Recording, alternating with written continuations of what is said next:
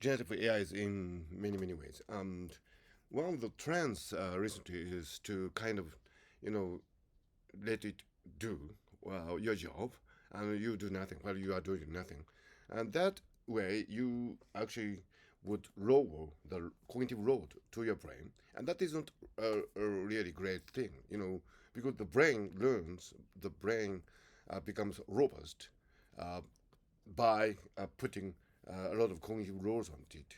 And otherwise, your brain will just idle away and become weaker. And that is actually what's happening to many people right now, I see. So, the one of the ways that you can use generative AIs from here is that you would make it the generative AIs like ChatGPT, Gemini, and so on.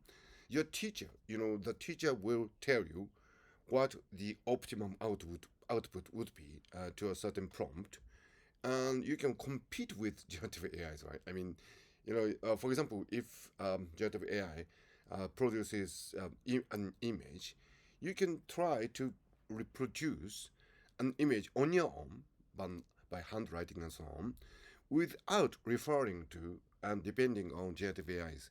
That way, you would be able to, increase the cognitive load to your brain, and that way your brain will become stronger and more robust. So there are two ways of using generative AIs. One way would lead to a weaker, less developed brain, where you let the generative AIs do everything for you. So you will just sit idling like this. The other way is to use the generative AIs as a prompt for your own brain, as a prompt to compete with generative AI.